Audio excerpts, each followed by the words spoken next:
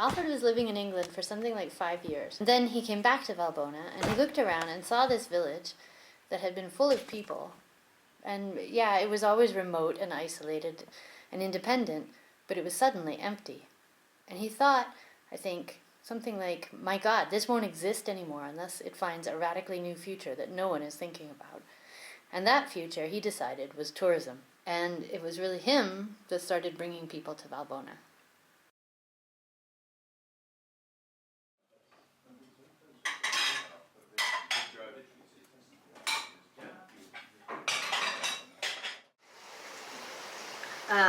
I came in 2009 as a tourist. Through some random chain of events, I heard about Valbona, and I decided that this is where I wanted to come. And within 24 hours of being here, I just thought it would be so much more interesting to live here.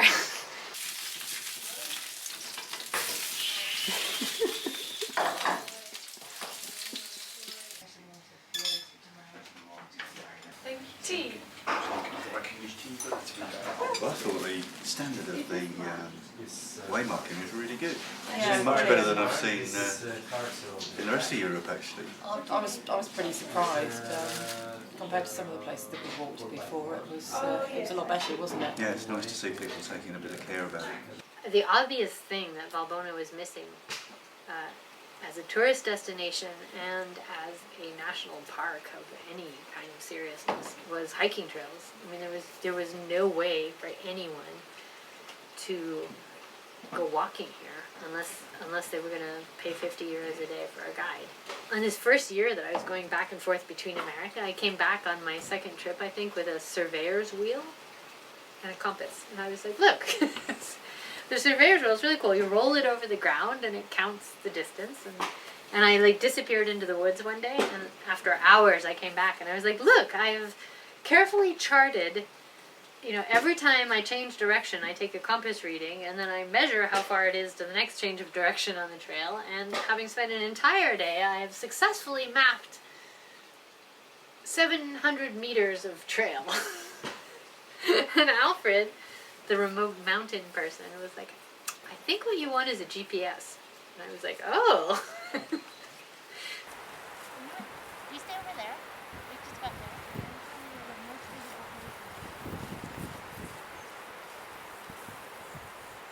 Here?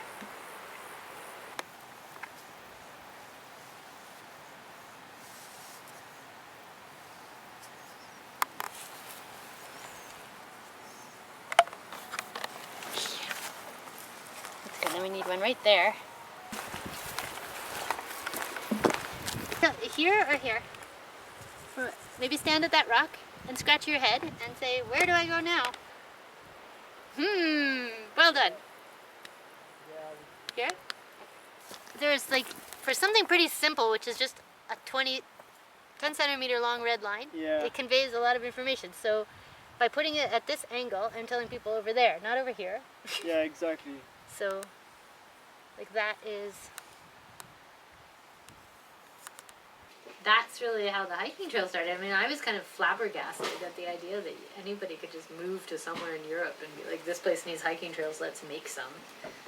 But that's really how it started.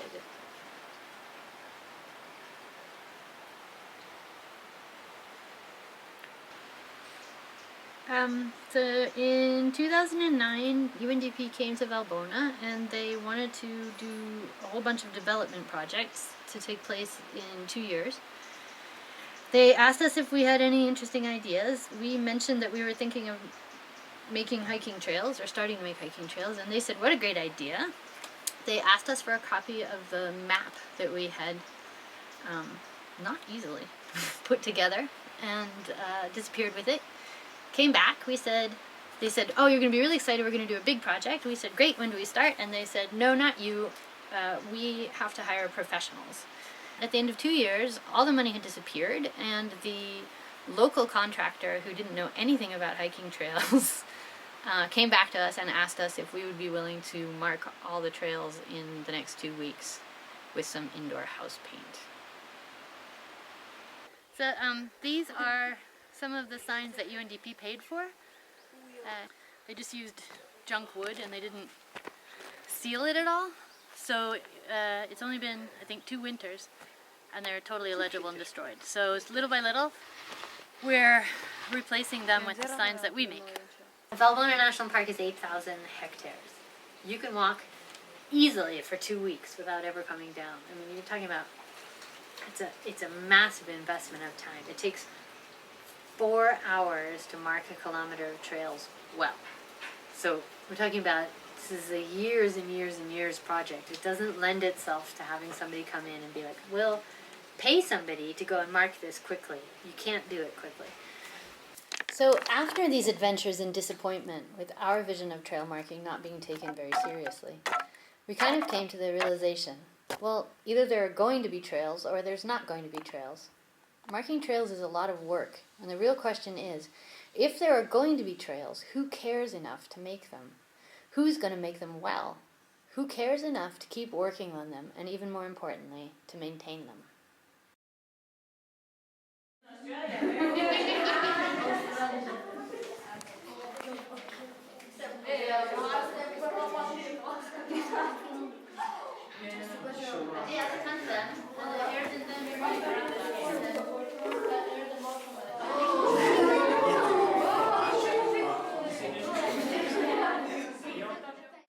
What is happening to the young people of Valbona? All the stories that they hear from their parents, all the things that have to do with who they are as a culture are about being in the mountains. But why were you in the mountains? Because you were herding sheep, you were herding goats, you were doing something incredibly practical that you don't need to do anymore. So the children aren't going in the mountains anymore. The really big breakthrough was last year. A bunch of girls in the school surrounded me, and they said, like, why are all the tourists going in the mountains, and why don't we? And why can't we do camera trapping? And I was like, sure you can. You want to go camera? We'll go camera trapping. And once the boys found out the girls were going, they were like, well, why can't we go? And I was like, well, of course you can. I mean, at the end of the day, their main desire is just to have an excuse to go walking in the mountains. And camera trapping is one thing, and trail marking is another really great one. Hello, Kathleen. Hi! What are you doing? I'm trying to make you a sandwich, in fact, because I'm such a good friend. I'm Salom. I live in Dragobe. I like what is my hobby. Yeah. Yeah? What is your hobby? I like everything, just not school. I had this animal trapping camera on the path to his house, and I would go check the camera and I never saw anyone, but when I would look at the pictures I would see these people, and mostly him, like looking in the camera, and not just like looking like but like checking the camera. And Catherine put some peppers and read, hello, I am Catherine, you can come in India and you can see these pictures. I didn't really think he would, but he did.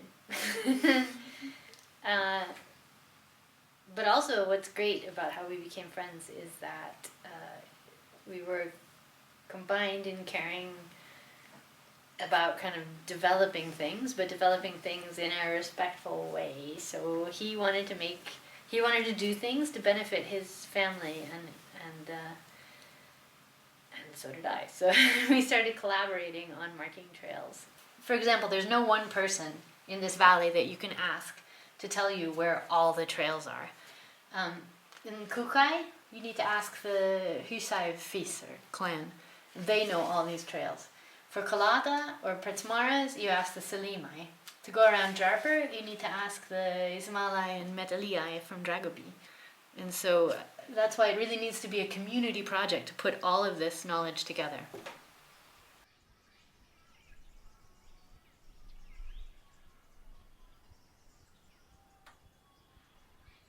I have 2 stands.